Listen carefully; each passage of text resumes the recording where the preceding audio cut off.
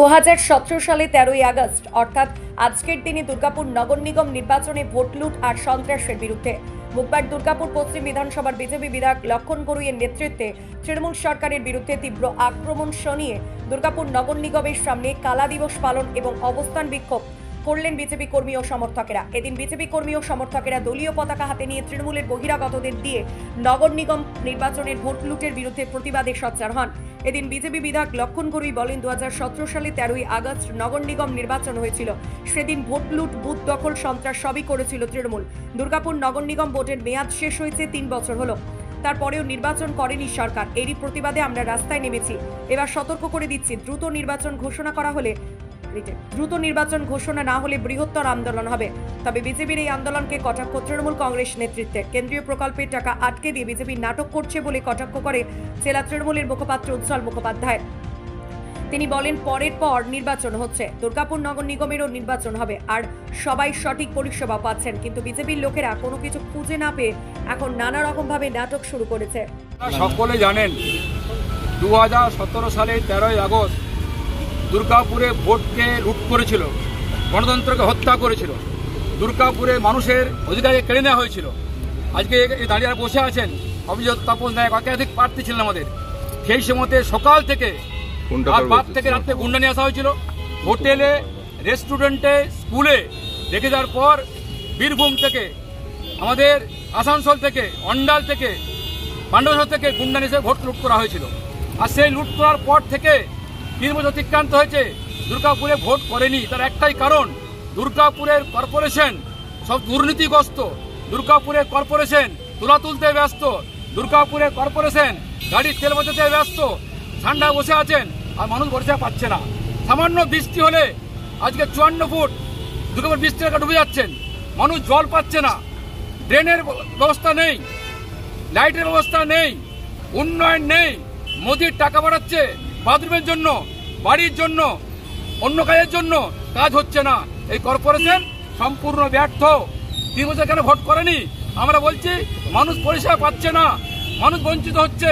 সেই কারণে অবিলম্বে দুর্গাপুরে ভোট করতে হবে, দুর্গাপুরের উন্নয়নকে অব্যাহত রাখতে হবে, দুর্গাপুরে ড্রেনের ব্যবস্থা করতে হবে, দুর্গাপুরে মোদি টাকা দিচ্ছেন, টাকার কাজ করতে হবে। এই দুর্নীতিগ্রস্ত কর্পোরেশন মানুষ সম্পূর্ণ ব্যর্থ হয়েছে। তার প্রতিবাদে 13 আগস্ট ঘটনা ঘটেছিল, এই কালা দিবস পালন করছি। মানুষকে আহ্বান করব, এই সরকারকে আগামী দিনে ছুড়িতে ফেলে না দেন, উন্নয়ন স্তব্ধ হয়ে যাবে, কাজ কিছু হচ্ছে না।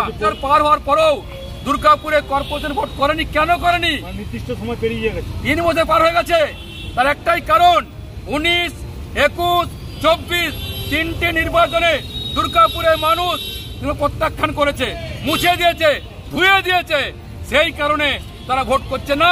আমরা চাই অবিলম্বে ভোট হোক।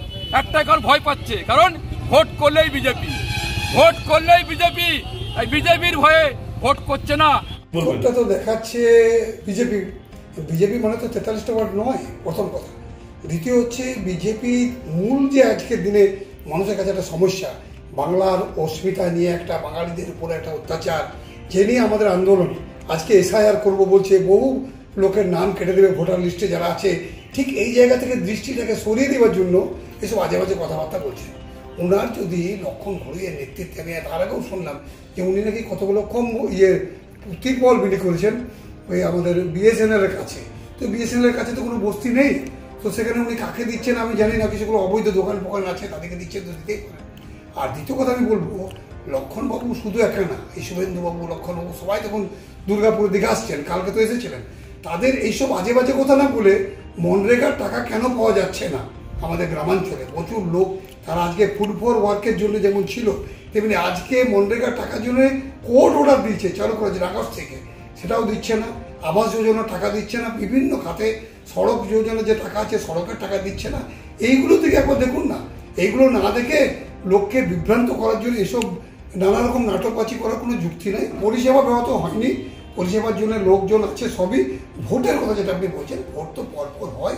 পশ্চিমবাংলায় আপনারা দেখছেন যে 2021-এ ভোট হয়েছে আমাদের, তারপরে 23-এ গ্রাম পঞ্চায়েতের ভোট হয়েছে, আবার 24-এ লোকসভা হয়েছে। এটাও হবে, যখন আজ না হোক কাল হবেই।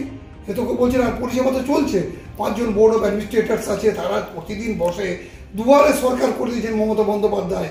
আজকে প্রতিটি বুথে বুথে দুয়ারে সরকার লোক যাচ্ছেন, তো পরিষেবার ইস্যু নেই। বিজেপির কাছে ওরা একটা ইস্যু তৈরি করার চেষ্টা করছে, কোনোতে ইস্যু নেই।